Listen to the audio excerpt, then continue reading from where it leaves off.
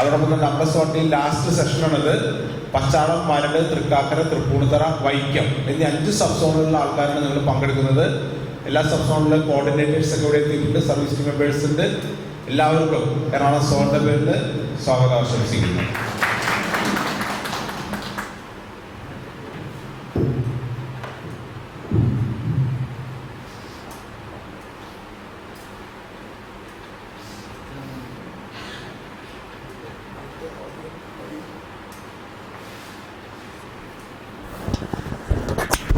Praise the Lord. Praise the Lord.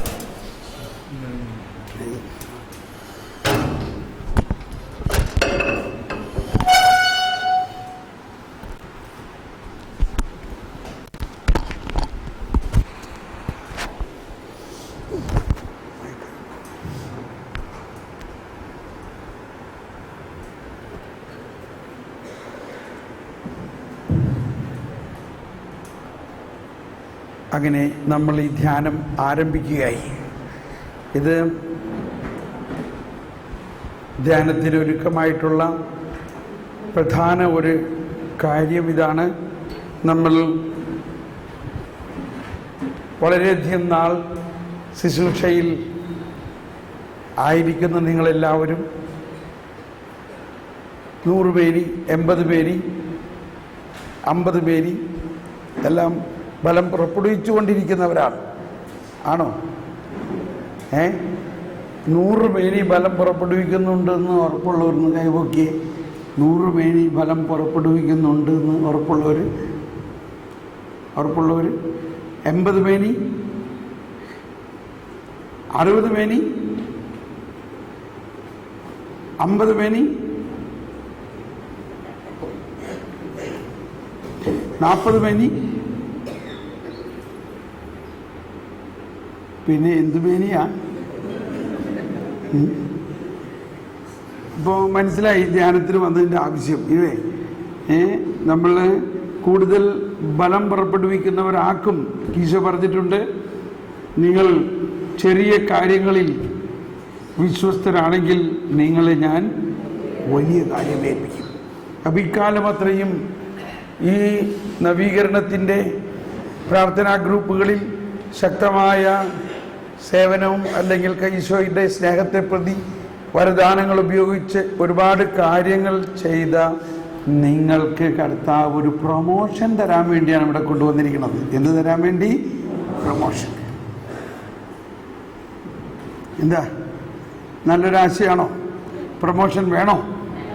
Promotion എന്ന് പറഞ്ഞാൽ ആദ്യം നിങ്ങൾക്ക് ആ ജോലി കയറ്റത്തിന് വലിയ വരങ്ങളും ദാനങ്ങളും അതെങ്ങനെ പ്രവർത്തിക്കുന്നു എന്നതിൻ്റെ പഠനവുമാണ് ആദ്യത്തെ പ്രോഗ്രാം. അതോടൊപ്പം ആ വരദാനങ്ങളെല്ലാം നിങ്ങളിൽ ശക്തമായ ഒരു അനുഭവമായിട്ട് മാറും. അങ്ങനെ കൂടുതൽ കിട്ടിക്കഴിഞ്ഞാൽ പിന്നെ എന്താണ് കർത്താവ് ആഗ്രഹിക്കുന്നത്? കൂടുതൽ നൽകപ്പെട്ടവരിൽ നിന്നും കൂടുതൽ ആഗ്രഹിക്കുന്നു. നാളത്തെ ലത്തീൻ ആരാധനക്രമത്തിലെ നാളത്തെ സുവിശേഷ വായന ആഴത്തിലേക്ക് നീക്കി വലയെറിയുമെന്നാണ്. ആഴത്തിലേക്ക് നീക്കി വലയെറിയും. അപ്പം നമ്മൾ ഇത്രയും നാൾ എങ്ങനെയെല്ലാം വലയെറിഞ്ഞോ തീർച്ചയായിട്ടും കുറച്ച് പൂച്ചൂട്ടി മീനുകളൊക്കെ കിട്ടിയിട്ടുണ്ടാകും. ഇനി അങ്ങനെയുള്ള മീൻ കിട്ടണം, ഇനി വലിയ മീൻ കിട്ടണം. കർത്താവ് അങ്ങനെ ഒരു പെരിഫറൽ ആ ഒരു ഉപരിപ്ലവമായ ഒരു ശുശ്രൂഷയിൽ നിന്നെല്ലാം മാറ്റി നമ്മളെ വലിയ ആഴങ്ങളിലേക്കുള്ള ശുശ്രൂഷയിലേക്കാണ് കൊണ്ടുപോകാൻ ആഗ്രഹിക്കുന്നത്. ഇതോടൊപ്പം അപ്പോൾ നമ്മൾക്ക് ഒരുപാട് കാര്യങ്ങളാണ്. ഒന്ന്, ഈ ശുശ്രൂഷയിലുള്ള ആഴത്തിലേക്കുള്ള നമ്മളുടെ പ്രയാണം. അതോടൊപ്പം ഈ വർഷം കരുണയുടെ വർഷമാണ്. കരുണയാണ് പ്രത്യേകിച്ച് നോയമ്പ് കാലത്തും അല്ലാതെയും നമ്മുടെ ആഗോള സഭ കരുണയുടെ വർഷം മഹാജൂബിലി ആഘോഷിക്കുമ്പോൾ എന്താണ് ഈ കരുണ എന്നത് നമ്മൾ പഠിക്കണം.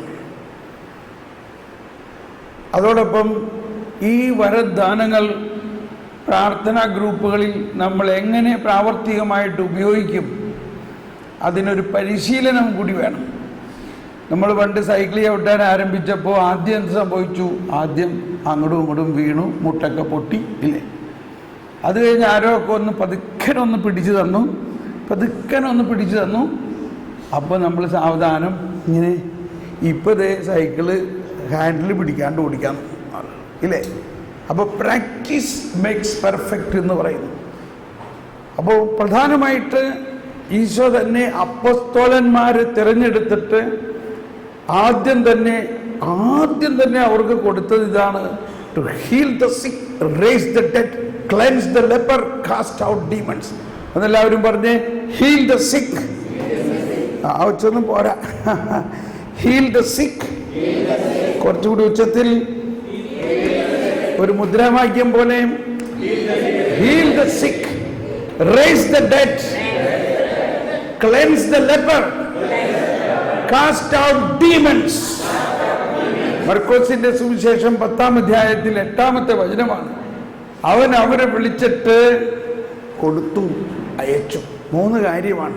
അവൻ അവരെ വിളിച്ചു, അവൻ അവർക്ക് കൊടുത്തു, അവൻ അവരെ അയച്ചു. ഇത് തന്നെയാണ് ലൂക്കായുടെ സുവിശേഷത്തിലും ഇങ്ങനെ തന്നെയാണ്. എന്താണ് അവർക്ക് കൊടുത്തത്? ലൂക്കായുടെ സുവിശേഷത്തിൽ നമുക്ക് കാണാം, സകല പിശാചുക്കളുടെയും മേൽ അധികാരവും, രോഗികളെ സുഖപ്പെടുത്താനും പിശാചുക്കളെ ബഹിഷ്കരിക്കാനും സുവിശേഷം പ്രഘോഷിക്കാനും. സകല പിശാചുക്കളുടെയും മേൽ അധികാരം. ലൂക്ക 9:1, 9-ാം അധ്യായം ആരംഭിക്കുന്നത് ഇങ്ങനെയാണ്: അവൻ 12 പേരെ തൻ്റെ അടുത്തേക്ക് വിളിച്ചിട്ട് എന്ത് ചെയ്തു? അവൻ അവർക്ക് കൊടുത്തു. എന്ത് കൊടുത്തു? ഒന്ന് വായിച്ചൊന്ന്.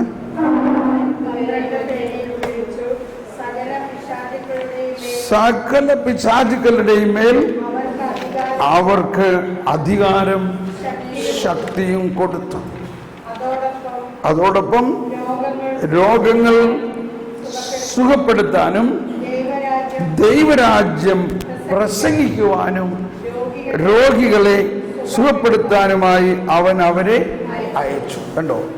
ഇതിനെ സാംശീകരിക്കുകയാണെങ്കിൽ, അവൻ അവരെ വിളിച്ചു, അവൻ അവർക്ക് കൊടുത്തു, അവരെ അയച്ചു. നമ്മളൊരു ആശാരിനെ വിളിക്കുകയാണ്, ഈ ഒരു ടേബിൾ ഉണ്ടാക്കണം, ഒരു കട്ടിലുണ്ടാക്കണം, ഒരു അൽമാര ഉണ്ടാക്കണം. ആശാരി വന്നിരിക്കുന്നു, മരവും സംവിധാനങ്ങളെല്ലാം ഉണ്ട്. എന്താണ് ഈ ആശാരി കൊണ്ടുവരേണ്ടത്? പണിയായുധങ്ങൾ കൊണ്ടുവരണം. ഈ പണിയായുധങ്ങളില്ലാതെ ആശാരിക്ക് ജോലി ചെയ്യാൻ പറ്റുമോ? എന്ന പോലെ നമ്മൾ ഓരോരുത്തരുടെയും വിളിക്കനുസരിച്ചുള്ള പണിയായുധങ്ങളാണ് ഈ കാരിസംസ്, ഈ വരദാനങ്ങൾ. അപ്പോൾ കണ്ടോ, ഈശോ ആദ്യം തന്നെ വിളിച്ചു. അവർ മുക്കുവന്മാരായിരുന്നു, അവരുടെ പണിയായുധം വേറെ. ഇവിടെ വിളിച്ച അവർക്ക് എന്ത് കൊടുത്തു? ആദ്യം തന്നെ എന്താ കൊടുത്തത്? അവൻ 12 പേരെയും വിളിച്ചു. കണ്ടോ, അവിടെ സ്റ്റോപ്പ്, വിളിച്ചു. അതാണ് വിളി. ആ വിളിച്ച ആളുകൾക്ക് എന്തു കൊടുത്തു? സകല പിശാചുക്കളുടെയും മേൽ അവർക്ക് അധികാരവും ശക്തിയും കൊടുത്തു. അതോടൊപ്പം രോഗങ്ങൾ സുഖപ്പെടുത്താനും ദൈവരാജ്യം പ്രസംഗിക്കാനും. ഇത് വലിയൊരു കാര്യമാണ്, ദൈവരാജ്യം പ്രസംഗിക്കാന്ന് പറയുന്നത്. വാസ്തവത്തിൽ നമ്മളിവിടെ ഈ സാധാരണ പ്രാർത്ഥനാ ഗ്രൂപ്പിലും ധ്യാന കേന്ദ്രങ്ങളിലും എല്ലാം പ്രസംഗിക്കുന്നത് ശരിക്കും ദൈവരാജ്യമല്ല. ദൈവരാജ്യം പ്രസംഗിക്കുക എന്ന് പറഞ്ഞാൽ കർത്താവ് ഈശോ മിശിഹ കൊണ്ടുവന്നിരിക്കുന്ന പാപികളോട് കരുണയും സ്നേഹവും കാണിക്കുന്ന ആ കാരുണ്യത്തിൻ്റെ സുവിശേഷം. അതാണ്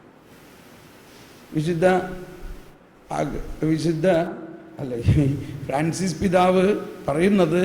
വിശുദ്ധ അസീസി പുണ്യവാനെ ഉദ്ധരിച്ചുകൊണ്ട് പറയാറുള്ള ഒരു കാര്യമാണ്, പലരും പ്രഘോഷിച്ചിട്ടുള്ള ഒരു കാര്യമാണ്. വിശുദ്ധ ഫ്രാൻസിസ് അസീസി പറഞ്ഞു, ദൈവരാജ്യം പ്രഘോഷിക്കുക, അത്യാവശ്യമാണെങ്കിൽ മാത്രം വാക്കുകൾ ഉപയോഗിക്കുക. അത്യാവശ്യമാണെങ്കിൽ വാക്കുകൾ ഉപയോഗിക്കുക. അപ്പോൾ അത് വലിയൊരു രഹസ്യമാണ്. വാക്കുകളിലൂടെ അല്ലാതെയും ദൈവരാജ്യം പ്രഘോഷിക്കാൻ പറ്റും. അതൊക്കെയാണ് നമ്മൾ പഠിക്കാൻ പോണത്. അപ്പോൾ എന്താണ് ദൈവരാജ്യം? അതുകൊണ്ടാണ് മലയിലെ പ്രസംഗത്തിൽ ഈശോ പറഞ്ഞു, കരുണ ഉള്ളവർ ഭാഗ്യവാന്മാർ, അവർക്ക് കരുണ ലഭിക്കും. അതെങ്ങനെയാണ്? അത് ചിന്തിച്ചിട്ടുണ്ടോ? കരുണ ഉള്ളവർ ഭാഗ്യവാന്മാർ, അവർക്ക് കരുണ. അങ്ങനെയാണോ എഴുതിയേക്കണേ? ഒന്ന് നോക്കിയൊന്ന്. മത്തായി 5-ാം അധ്യായത്തിൽ നമ്മൾ മത്തായി 8-ൽ പോകണം. ആ വഴിക്ക് 5-ൽ കയറിയിട്ട് പോകാം. മത്തായി 5-ാം അധ്യായത്തിൽ എന്തെഴുതിയിരിക്കുന്നത്? 7-ാമത്തെ വചനം. ശരിയാണല്ലോ. കരുണ ഉള്ളവർ ഭാഗ്യവാന്മാർ, അവർക്ക് കരുണ ലഭിക്കും. ഒന്നെല്ലാവരും ഉച്ചത്തിൽ പറഞ്ഞ് ഈ മലയാളം എങ്ങനെ മനസ്സിലാക്കണേ? കരുണ ഉള്ളവർ ഭാഗ്യവാന്മാർ, അവർക്ക് കരുണ ലഭിക്കും.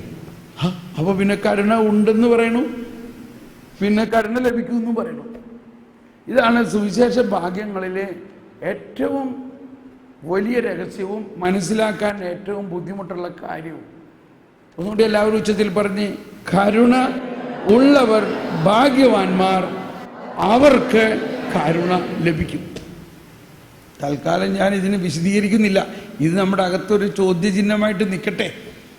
ഇത് ധ്യാനത്തിൻ്റെ അവസാനം നിങ്ങൾക്കിത് ഞാൻ അർത്ഥം മനസ്സിലാക്കി തന്നില്ലെങ്കിൽ നിങ്ങൾ ആരെങ്കിലും എന്നെ ഓർപ്പിച്ചേക്കണം. ബ്രദറെ, അന്ന് അങ്ങനെ പറഞ്ഞതിൻ്റെ അർത്ഥം ഇതുവരെ മനസ്സിലായില്ല കേട്ടോ. ശ്രദ്ധിക്കണം, ചില കാര്യങ്ങൾ മുഴുവനും ഇപ്പം മനസ്സിലാക്കാൻ പറ്റില്ല. ഇതൊക്കെ നമ്മളുടെ ഈ 3 ദിവസത്തെ അല്ലെങ്കിൽ 3.5 ദിവസത്തെ പ്രോഗ്രാമിൻ്റെ ഉള്ളിലുള്ളതാണ്. രാജ്യത്തിൻ്റെ സുവിശേഷം പ്രസംഗിക്കുക എന്ന് പറയുന്നത് ഇതാണ്. കർത്താവിൻ്റെ കരുണാർദ്രമായ ആ സ്നേഹം മറ്റുള്ളവരെ അറിയിക്കുക. ഓക്കെ, അപ്പോൾ അതവിടെ നിൽക്കട്ടെ. അതിനു വേണ്ടിയുള്ള ഉപകരണങ്ങളാണ് പിശാചിനെ ബഹിഷ്കരിക്കുക. ഇവിടെ മത്തായി 10-ാം അധ്യായത്തിൽ പറയണത് വളരെ ശക്തമായൊരു കാര്യമാണ്. മത്തായി 10-ാം അധ്യായത്തിൽ 8-ാമത്തെ വചനം പറയുന്നത് എന്താണ്? രോഗികളെ സുഖപ്പെടുത്തുകയും മരിച്ചവരെ ഉയർപ്പിക്കുകയും. ഒന്നെല്ലാവരും വായിച്ചത്, രോഗികളെ സുഖപ്പെടുത്തുകയും മരിച്ചവരെ ഉയർപ്പിക്കുകയും കുഷ്ഠരോഗികളെ ശുദ്ധരാക്കുകയും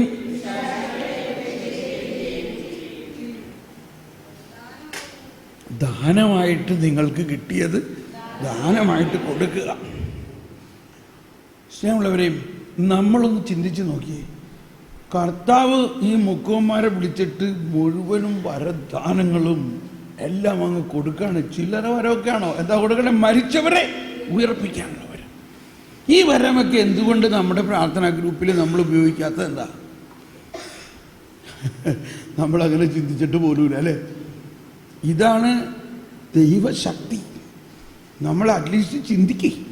കാരണം കർത്താവ് ഇവിടെ പറഞ്ഞിട്ടുള്ളതല്ലേ. അപ്പസ്തോലന്മാർ, വിശുദ്ധന്മാർ ഒരുപാട് പേര് മരിച്ചവരെ ഉയർപ്പിച്ചിട്ടുണ്ട്. നമ്മുടെ ഈ ചില്ലറ കാര്യങ്ങളല്ലാണ്ട് വലിയ വലിയ കാര്യങ്ങൾക്ക് വേണ്ടി നമ്മൾ നിയോഗം വെച്ച് പ്രാർത്ഥിക്കണം, അല്ലെങ്കിൽ അതിനെക്കുറിച്ച് പഠിക്കണം. അപ്പോൾ ഇതാണ് നമ്മുടെ ലക്ഷ്യം. ഇതെല്ലാം ആരുടെ പ്രവർത്തനമാണ്? പരിശുദ്ധാത്മാവിൻ്റെ പ്രവർത്തനമാണ്. പരിശുദ്ധാത്മാവ് നമ്മളിൽ ഉണ്ടോ? അത് പോയോ? എന്ന് മുതൽ പരിശുദ്ധാത്മാവ് നമ്മളിലുണ്ട്. മാമോദീസ സമയത്ത് മുതൽ പരിശുദ്ധാത്മാവ് നമ്മളിലുണ്ടോ? പൂർണ്ണ ബോധ്യമുള്ളവർ എന്ന് കരമുയർത്തിയേ. എല്ലാവർക്കും ബോധ്യമുണ്ട്. ചിലവർ പകുതിയെ ഉയർത്തിയിട്ടുള്ളൂ. അതിൻ്റെ അർത്ഥം ഒരു സംശയമാണ്. ആ സംശയമെല്ലാം മാറണം. നമ്മുടെ വിശ്വാസ പ്രമാണത്തിൻ്റെ പ്രധാന ഒരു പ്രഖ്യാപനമാണ് പിതാവിൽ നിന്നും പുത്രനിൽ നിന്നും ഉത്ഭവിക്കുന്നവനും പിതാവിനോടും പുത്രനോടും സമനായവനും പിതാവിനോടും പുത്രനോടുമൊപ്പം ആരാധിക്കപ്പെടുന്നവനും ജീവദാതാവും ആയ പരിശുദ്ധാത്മാവിൽ ഞാൻ പരിശുദ്ധാത്മാവ് ദൈവമാണ്. പിതാവിനും പുത്രനും സമനായവനും പിതാവിനോടും പുത്രനോടുമൊപ്പം ആരാധിക്കപ്പെടുന്നവൻ. അപ്പോൾ നമ്മളിവിടെ പാടുന്ന ഗാനങ്ങളുടെ പ്രധാന ആശയം, നമ്മിൽ പരിശുദ്ധാത്മാവ് വസിക്കുന്നു. മാമോദീസായിലും സ്ഥൈര്യലേപനത്തിലും വിശുദ്ധ കുർബാനയിലൂടെയും ത്രിത്വൈക ദൈവം നമ്മളിൽ നിറഞ്ഞു നിൽക്കുകയാണ്. ആ ഒരു ബോധ്യത്തിലാണ് നമ്മളുടെ ഈ പ്രാർത്ഥന അല്ലെങ്കിൽ ദാനങ്ങളെല്ലാം കാണേണ്ടത്. അന്ന് ഈശോ അപ്പസ്തോലന്മാരോട് പറഞ്ഞപ്പോൾ ഇവർക്ക് കൊടുത്ത അധികാരങ്ങളെല്ലാം ഈ പരിശുദ്ധാത്മാവിൻ്റെ മുൻകൂറായിട്ട് കൊടുത്തത് അപ്പസ്തോലന്മാർക്ക് പന്തക്കുസ്താക്ക് ശേഷം എല്ലാവർക്കും അവർ കൊടുത്തു. എല്ലാവർക്കും. ഇപ്പോൾ എന്തു പറയണു? യേശുവിൽ വിശ്വസിക്കുന്നവർ. ഇപ്പം നമ്മളുടെ എല്ലാം പ്രാർത്ഥനാ ഗ്രൂപ്പിനോടനുബന്ധിച്ചും ചിലപ്പോൾ ഇവിടെ തന്നെ ഉണ്ടാവും മാമോദീസ ഇതുവരെ സ്വീകരിക്കാത്തവർ തന്നെ ഉണ്ട്, ഇല്ലേ? ഇവിടെ ആരെങ്കിലും ഉണ്ടോ മാമോദീസ ഇതുവരെ സ്വീകരിക്കാത്തവർ? അല്ലെങ്കിൽ അങ്ങനെ ഒരു കാലഘട്ടം ഉണ്ടായിരുന്നല്ലോ. നിങ്ങളൊക്കെ മാമോദീസ സ്വീകരിച്ചത് ഇപ്പം എത്ര വർഷമായി? 6 വർഷമായി. അതിനു മുമ്പ് എത്ര വർഷം ഈശോയിൽ വിശ്വസിച്ച് ശുശ്രൂഷ നടത്തിയിരുന്നു? എത്ര? ഒരു 10 വർഷം, 20 വർഷം. കണ്ടോ? അന്ന് ഈ വരദാനങ്ങളൊക്കെ നിങ്ങളിൽ പ്രവർത്തിച്ചിരുന്നോ? മാമോദീസ സ്വീകരിക്കുന്നതിന് മുൻപ് ഈ വരദാനങ്ങൾ യേശുവിൽ വിശ്വസിച്ചാൽ മതി എന്ന് വിചാരിച്ച് മാമോദീസ സ്വീകരിക്കേണ്ട എന്നല്ല ഞാൻ പറയുന്നത്. പരിശുദ്ധാത്മാവിൻ്റെ പ്രവർത്തനത്തിൻ്റെ ആ വിശാലത മനസ്സിലാക്കാൻ വേണ്ടിയാണ്. നമ്മൾ മാമോദീസ സ്വീകരിച്ചു, നീ സൂക്ഷിക്കണം കേട്ടോ, നിനക്കൊന്നും കിട്ടാനുള്ള അർഹത ആയിട്ടില്ല, നീ ഇപ്പോൾ വലിയ ആളൊന്നും ആവണ്ട.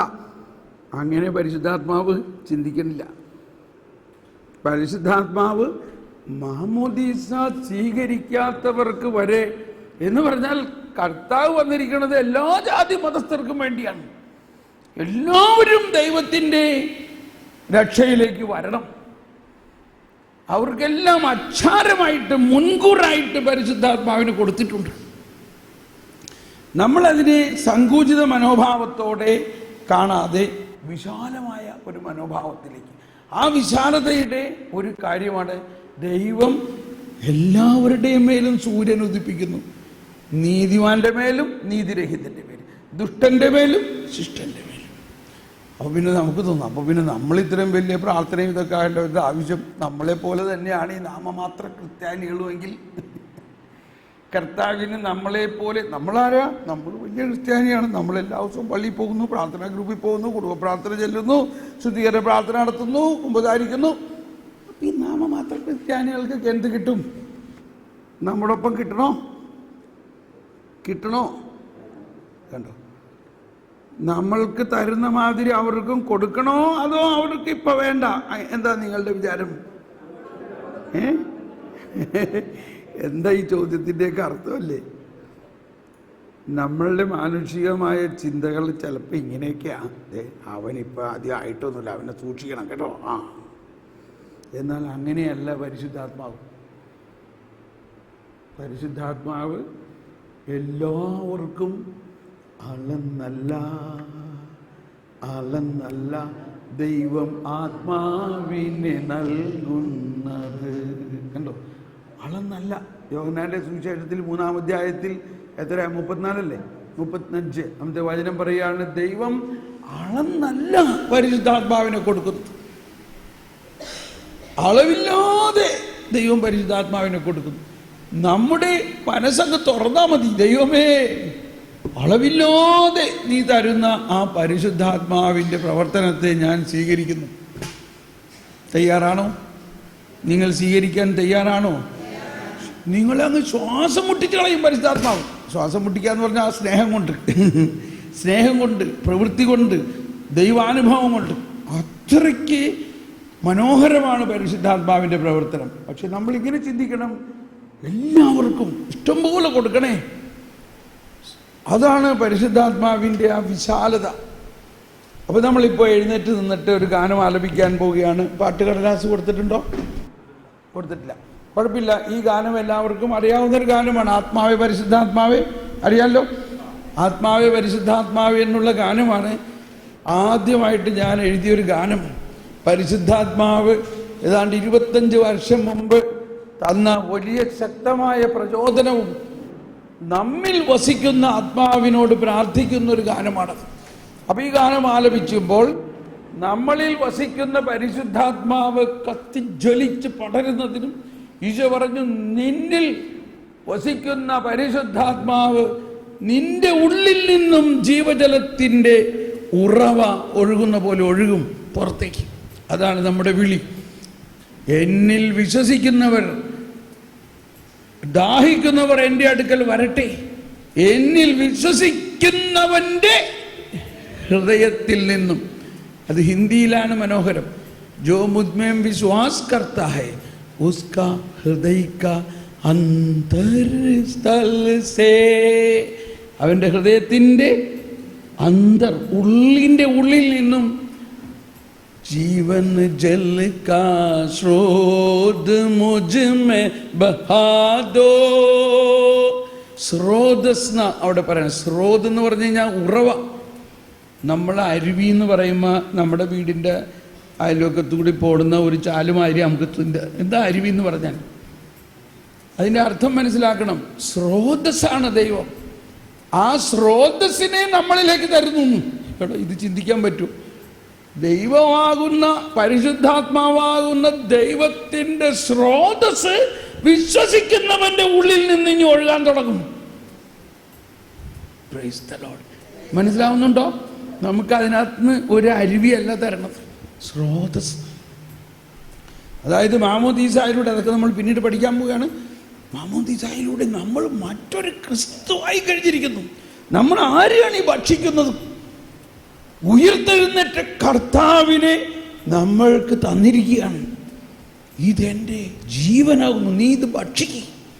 എന്നിട്ട് നമ്മൾ കുർബാനയിലെ പ്രാർത്ഥനയിൽ ശ്രദ്ധിച്ചോ, നമ്മെ ജീവിപ്പിക്കുന്ന കർത്താവ് ഈശോ മിശിഹായുടെ പ്രസാദവരം നാം എല്ലാവരിലും സമ്പൂർണമാകട്ടെ. സമ്പൂർണമായി ലഭിച്ചിട്ടുണ്ടോ? ലഭിച്ചോ? സ്വർഗ്ഗരാജ്യത്തുള്ള വിശ്വാസത്തോടെ കർത്താവ് ഈശോ മിശിഹായുടെ ശരീരവും രക്തവും സ്വീകരിക്കാൻ തിരിച്ചപ്പോൾ നമ്മൾ ക്ഷണിക്കുന്നു. ഇങ്ങനെ നമ്മളിത് പെട്ടപ്പെട്ടെന്ന് പ്രാർത്ഥിച്ച് പോകുന്നതുകൊണ്ട് ഇതിൻ്റെ അന്തരാർത്ഥം മനസ്സിലാവുന്നില്ല. സ്വർഗരാജ്യത്തിലുള്ള വിശ്വാസത്തോടെ കർത്താവ് ഈശോ മിശിഹായുടെ ശരീരവും രക്തവും നമ്മൾ സ്വീകരിക്കുമ്പോൾ നമ്മൾക്കെല്ലാം ലഭിച്ചു കഴിഞ്ഞിരിക്കുന്നു. ഇനി നമുക്കൊന്നും തരേണ്ടതില്ല. എന്നാൽ ഈ ലഭിച്ചു കഴിഞ്ഞിരിക്കുന്ന ആ നിധിയെ നമ്മൾ മുട്ടുവിൻ, എന്നിൽ കത്തിപ്പടരണമേ എന്നാ. അതാണ് നമ്മുടെ ഈ ഗാനം. അപ്പോൾ ഈ ബോധ്യത്തോടെ നമ്മൾ ഈ ഗാനം ആലപിച്ച് പ്രാർത്ഥിക്കുകയും അതിൻ്റെ അവസാനം നമ്മൾ പരിശുദ്ധാത്മാവായ ദൈവത്തെ ആരാധിക്കണം. അതിൻ്റെ അവസാനം നമ്മൾ ധ്യാനങ്ങളിൽ അവസാനം നമ്മളൊരു കയ്യൊപ്പ് പ്രാർത്ഥന പ്രാർത്ഥിച്ച് അഭിഷേകം ചെയ്യാറുണ്ട്. ഇത് വളർച്ചാധ്യാനമാണ്. അപ്പോൾ നമ്മൾ മറ്റുള്ളവരുടെ ശിരസിൽ കൈവച്ച് പ്രാർത്ഥിച്ച് അവരിലുള്ള വരദാന ഫലങ്ങൾ തുറക്കാനും വേണ്ടി നമ്മൾ പ്രാർത്ഥിക്കും. ഇതാണ് നമ്മുടെ ആരംഭം. Okay, ready? നമുക്കൊന്ന് ഒരു കരം ഹൃദയത്തിൽ ചേർത്ത് വെച്ചുകൊണ്ടിങ്ങനെ പ്രാർത്ഥിക്കാം. എന്നിൽ വസിക്കുന്ന പരിശുദ്ധാത്മാവേ, എന്നിൽ വസിക്കുന്ന ത്രിത്വൈക ദൈവമേ, എന്നിൽ കത്തിപ്പടരണമേ, ജീവജലത്തിന്റെ അരുവിയായി എന്നിൽ നിറഞ്ഞു കവിഞ്ഞൊഴുകണമേ, എന്നിലുള്ള എല്ലാ അശുദ്ധിയെയും വിശുദ്ധീകരിക്കണമേ, ജ്ഞാനം നൽകണമേ, വിശുദ്ധി നൽകണമേ, വിശ്വാസം വർദ്ധിപ്പിക്കണമേ, വരദാനങ്ങളെ എന്നിൽ പ്രവർത്തനമാക്കണമേ, വലിയ വരദാനങ്ങൾ എന്നിൽ തുറക്കണമേ, പുതിയ ചക്രവാളങ്ങൾ, പുതിയ ശുശ്രൂഷ മേഖലകൾ എന്നിൽ തുറക്കണമേ, എന്നെ ശക്തരാക്കണമേ, എന്നിൽ വസിക്കുന്ന പരിശുദ്ധാത്മാവേ എന്നിൽ കത്തിപ്പടരണമേ.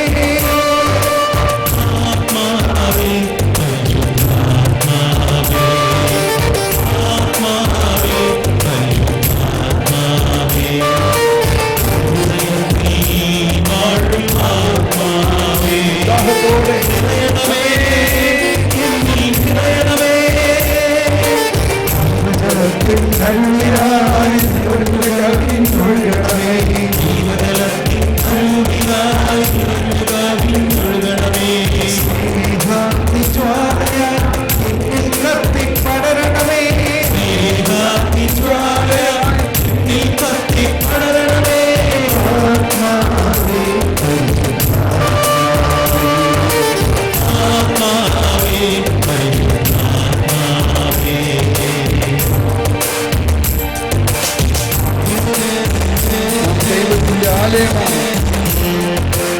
ദൈവാത്മാവ് നമ്മിൽ വസിക്കുന്നു.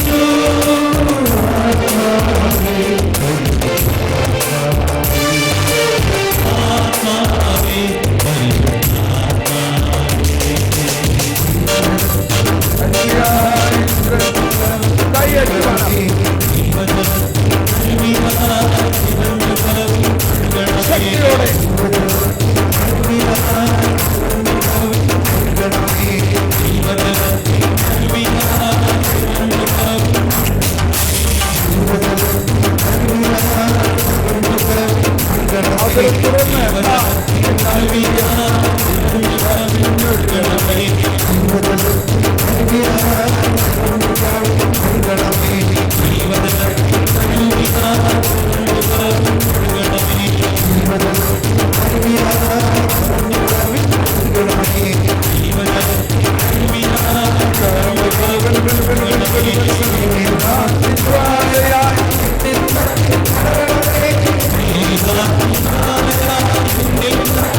you.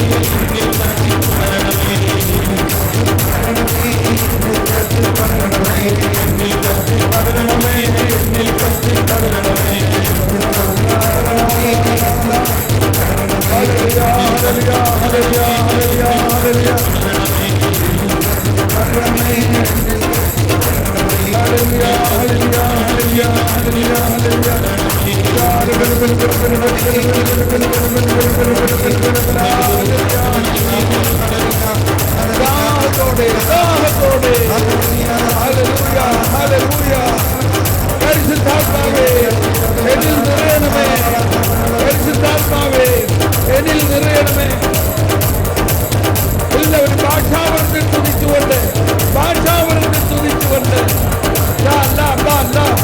പുതിയ ഭാഷാവരങ്ങൾ, പുതിയ വരദാനങ്ങൾ,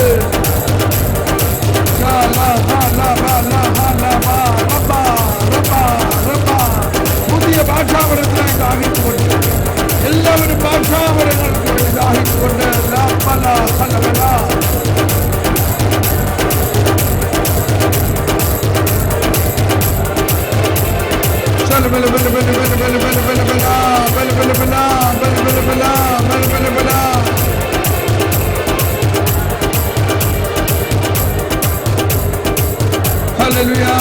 എല്ലാവരും ശബ്ദം ഉയരട്ടെ, അതിനെ തുറന്ന് ആർപ്പുവിളികളോടെ ശക്തിയോടെ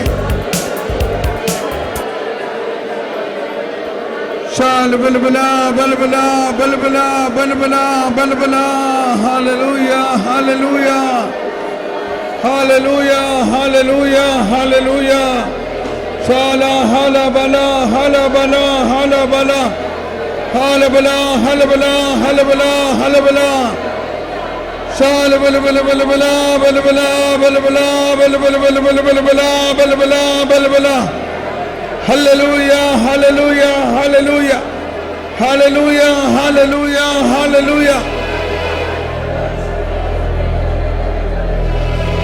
hallelujah, hallelujah. എല്ലാവരും ശബ്ദം ഉയരട്ടെ. ആത്മാവിന്റെ അത്ഭുത ശക്തി, to heal the sick, raise the dead, രോഗികളെ സൗഖ്യപ്പെടുത്തുന്നതിന്, പിശാചുക്കളെ ബഹിഷ്കരിക്കുന്നതിന്, ദൈവരാജ്യം പ്രവേശിക്കുന്നതിന്. ഹല്ലേലൂയ, ഹല്ലേലൂയ, ഹല്ലേലൂയ, ഹല്ലേലൂയ, ഹല്ലേലൂയ, ഹല്ലേലൂയ. പരിശുദ്ധാത്മാവാം ദൈവമേ, അങ്ങേക്ക് ആരാധന. പരിശുദ്ധാത്മാവിനെ ആരാധിച്ചുകൊണ്ട്